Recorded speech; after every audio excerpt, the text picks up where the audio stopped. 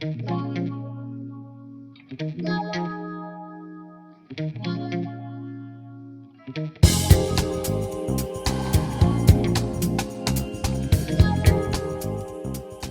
moltes definicions, una de les definicions que més utilitzem aproximadament és el conjunt organitzat d'actuacions que fan els poders públics i el conjunt de la societat per tal de, tant a nivell individual com col·lectiu, previndre la malaltia, promoure la salut de les persones, vigilar i protegir la salut de les persones. Això sempre des d'un punt de vista, com diem, col·lectiu i comunitari. El nostre objectiu és essencialment la comunitat, sense oblidar mai però l'individu. L'enfoc actual de la salut pública es basa més en el que en diem els determinants socials de la salut, és a dir, el conjunt de factors en els quals creixem, naixem, ens desenvolupem, estudiem, treballem, etc. i que tenen una influència sobre el que és la salut i la malaltia de les persones.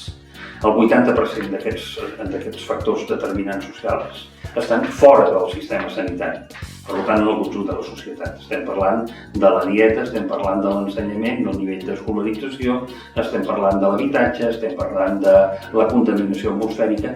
Tots aquests factors estan influïts pel conjunt de tota la societat. Per tant, els actors amb els quals nosaltres treballem són tots els actors que intervenen en tots aquests factors, en tots aquests determinants socials. Això vol dir, escoles, això vol dir el món de l'economia, això vol dir el món del treball, vol dir, el món dels contaminants, de les associacions veïnals, tot aquest tipus d'elements, a més, òbviament, del sistema sanitari. Bé, bàsicament, en salut pública el que intentem és evitar que les persones emmalalteixin i justament aconseguir que tinguin cada cop més salut. Això vol dir que treballem en diversos camps, des de diversos aspectes. Per una banda, fem el que en diem la promoció de la salut, és a dir, apoderar a les persones de tal forma que siguin capaces de prendre les eleccions, de gestionar els actes de la seva vida per tenir uns millors resultats en salut. Això seria el camp habitual que en diem de l'educació per la salut.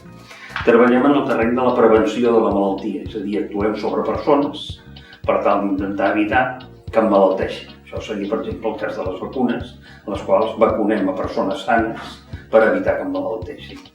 Actuem en el terreny que en diem de la protecció de la salut, i això vol dir a l'entorn, fins a quin punt l'entorn afecta la salut de les persones, i aquí parlem de les 3 A's: aire, aigua i aliments. Actuem sobre aquests 3 elements per tal de garantir que no facin mal a les persones i que siguin el més saludable possible.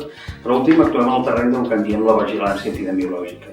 Això vol dir, per exemple, a curt termini, la realització o el seguiment de brots epidèmics, en els quals el que intentem és esbrinar les causes i limitar l'afectació, o a més llarg termini veure quines són les tendències dels diversos factors que intervenen en la salut i en la malaltia de les persones.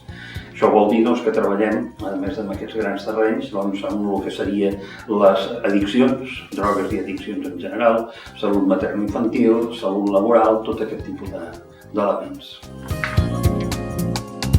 Com dèiem, a Catalunya tenim una sort de ser un país mediterrani, de ser un país avançat en molts aspectes, i això té les seves repercussions. Per exemple, un dels factors importants és l'esperança de vida en néixer que té un català o una catalana en promig. A Catalunya l'esperança de vida en néixer està entorn dels 83,5 anys.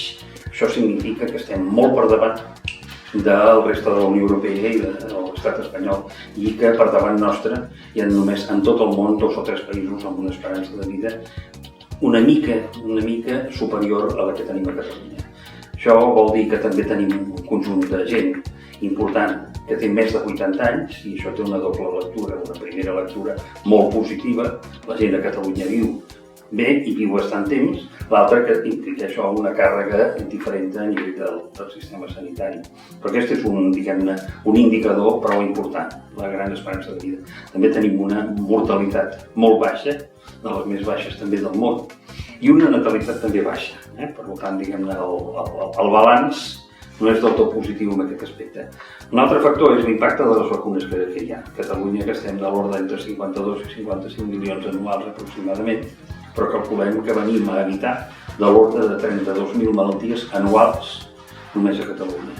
Això té impacte perquè en l'ordre d'uns 15 anys el que és diftèria, el que és tètanus, el que és pòlio, pràcticament han desaparegut, podem dir, de Catalunya, i altres malalties com el sarampió estan eliminades, és a dir, no tenim casos autòctons, sinó que bàsicament són casos relacionats amb altres malalts que han vingut des de fora de Catalunya. Per tant, el resultat en aquest aspecte és molt positiu.